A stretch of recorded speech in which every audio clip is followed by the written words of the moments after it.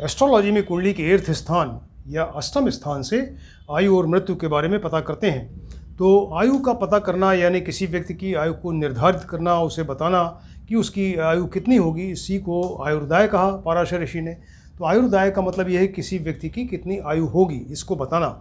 और मृत्यु के बारे में भी आप पता कर सकते हैं। तो अष्टम स्थान मृत्यु कैसे होगी, कब होगी, किस तरह से होगी, तो ये सारी चीज़ें आप पूरा फुल डिटेल्स कुंडली का अष्टम स्थान, एर्थ का लॉर्ड यानी अष्टमेश और अष्टम स्थान का कारक ग्रह शनि, इन चीज़ों से आप पता लगा सकते हैं। तो फिलहाल आयुर्दाय और मृत्यु से रिलेटेड सब्जेक्ट अभी चल रहा है। इसमें हमने अभी तक आपको आयुर्दाय में जो पराशर ऋषि ने बहुत सारे योग बताए हैं, जिसमें कि एज को उन्होंने डिवाइड किया, व्यक्ति की एज को कहा कि ये बालारिष्ट हो सकता है यानी 0 से 8 वर्ष, फिर योगारिष्ट कहा 8 से 20 वर्ष, फिर अल्पायु यानी 20 से 32 और मध्य आयु यानी 32 से 70 वर्ष, और दीर्घायु बताया कि जो 70 से और 100 वर्ष के बीच में है, और अगर 100 वर्ष से भी ज़्यादा एज है तो उसको फिर अमित आयु कहा। इस तरीके से उन्होंने एज को डिवाइड किया डिफरेंट डिविजन्स में, और ये कहा कि व्यक्ति के पिछले जन्म के कर्मों के अनुसार और जो प्रेजेंट जन्म में जो अपना प्रारब्ध यानी भाग्य लेके आया है उसके अनुसार उसकी आयु पहले से निर्धारित होती है, यानी पहले से अलॉटेड होती है। तो इस चीज़ को बताया उन्होंने, और वो किसी व्यक्ति की आयु पहले से ही अलॉटेड होती है ऐसा बताया उन्होंने। और जब वो आयु खंड यानी जब आयु समाप्त होने वाली होती है तो मारक ग्रह, जो कुंडली में मारक ग्रह भी हैं, तो ये मारक ग्रह हैं या मार्केश हैं, अगर उनकी उस समय दशा अंतरदशा चल रही है तो उसी ग्रह की, मारक ग्रह की दशा या अंतरदशा में व्यक्ति की मृत्यु हो सकती है या हो जाएगी, ऐसा उन्होंने बताया। मारक ग्रह की दशा चलती रहती है, लेकिन उसकी जिस समय आयु ख़त्म हो रही हो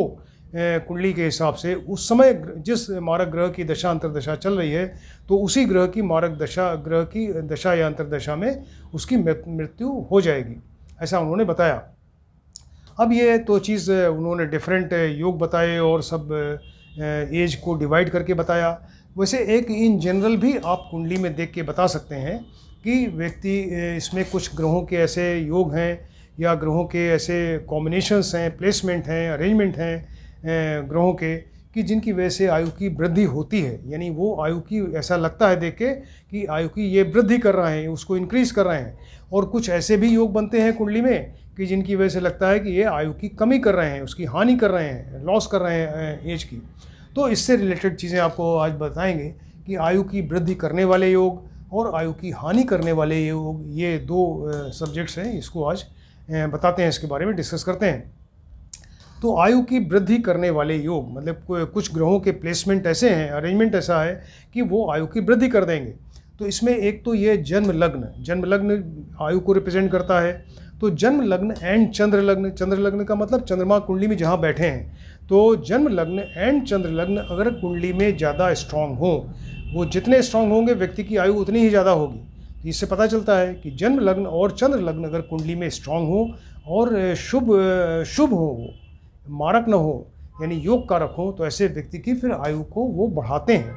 एक तो ये चीज़ हुआ। इसके अलावा जन्म लग्न और चंद्र लग्न जहाँ हो तो वहाँ पर शुभ ग्रहों की युति या दृष्टि हो जाए। शुभ ग्रह मतलब गुरु, शुक्र, बुध, चंद्रमा, इन सब की युति या दृष्टि हो जाए।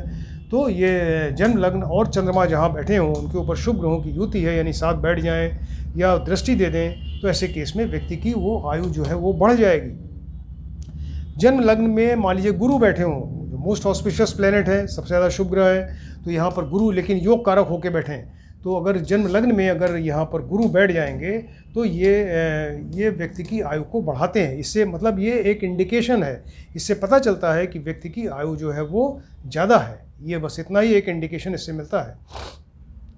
जन्म लग्न में मान लीजिए कि चंद्रमा के साथ में गुरु बैठ जाए, चंद्रमा प्लस गुरु बैठ जाए, कॉम्बिनेशन बहुत ही बढ़िया है, ये तो गजकेसरी योग बनता है। तो जन्म लग्न जहाँ पर है इसी में चंद्रमा के साथ में वो गुरु साथ में बैठ जाए, बृहस्पति बैठ जाए, तो ऐसे केस में उससे इंडिकेशन मिल रहा है कि व्यक्ति की एज जो है वो ज़्यादा होगी, राइट। जन्म लग्नेश यानी लग्न का लॉर्ड है, जन्म लग्नेश और चंद्र राशीश यानी चंद्रमा कुंडली में जहाँ बैठा हो जिस राशि में, उस राशि का लॉर्ड तो चंद्र राशीश हो गया। तो अगर जन्म लग्नेश और चंद्र राशीश कुंडली में बहुत स्ट्रांग हो, बढ़िया हो, यानी उसके षडाष्टक वर्ग में अच्छे,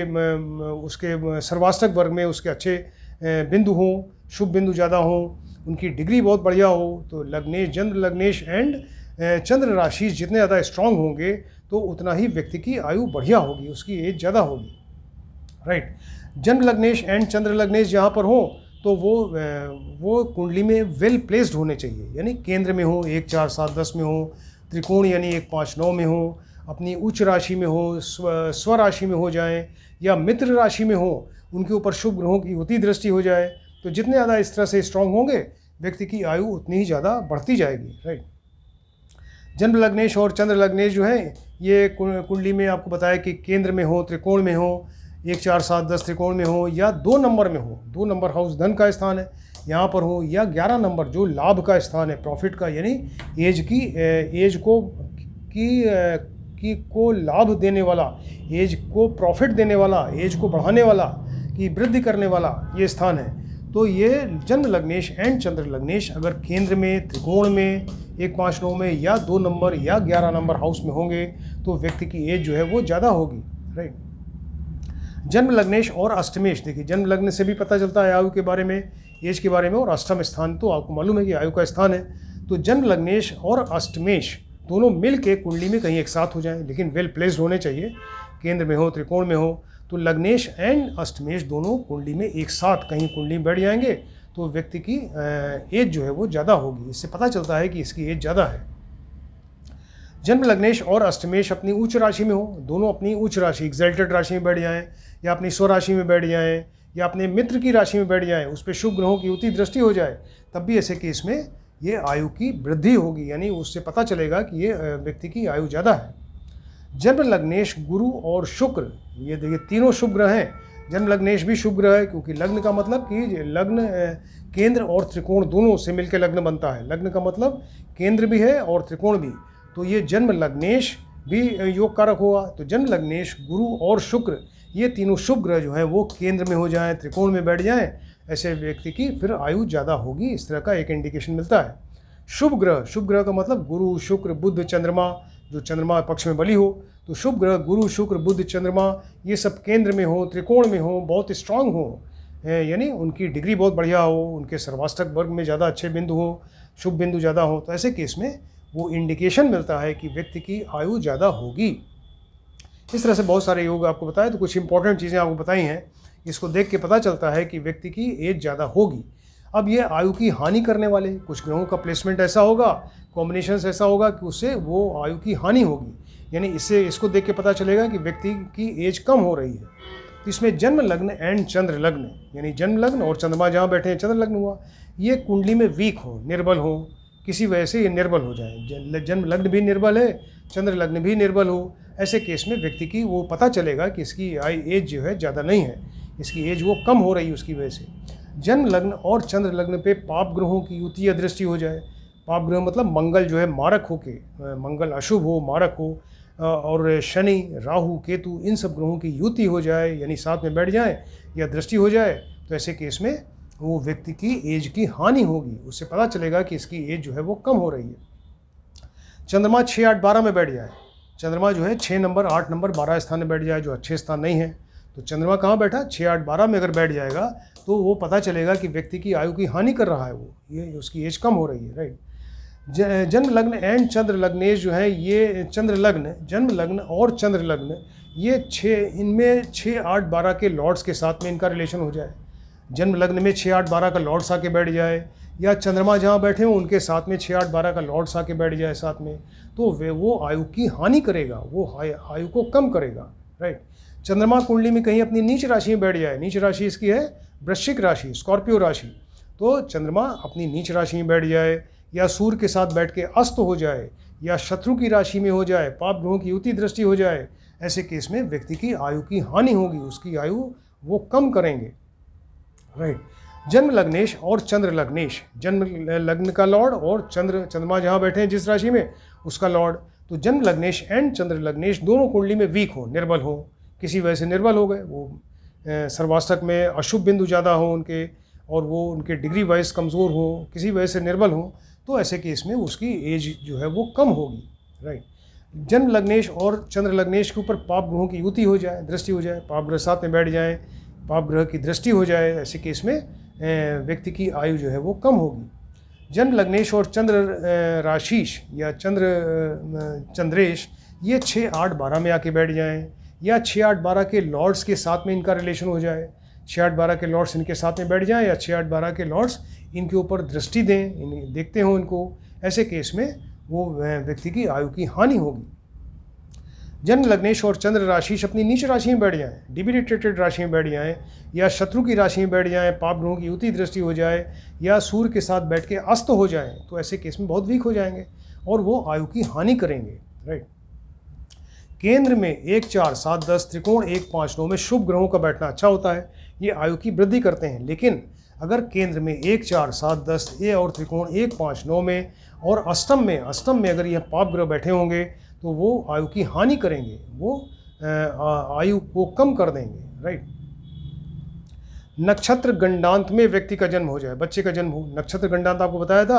कि गंड या गंडांत का मतलब जोड़ होता है, यहाँ एक नक्षत्र का अंत दूसरे का प्रारंभ हो रहा है उसी जगह, या और उसी जगह एक राशि का अंत दूसरे का प्रारंभ हो रहा है, उस जोड़ वाले स्थान को गंड या गंडांत कहते हैं। ये नक्षत्र गंडांत 3 तरह का होता है, दिवागंड, संध्यागंड, रात्रिगंड, आपको बताया था।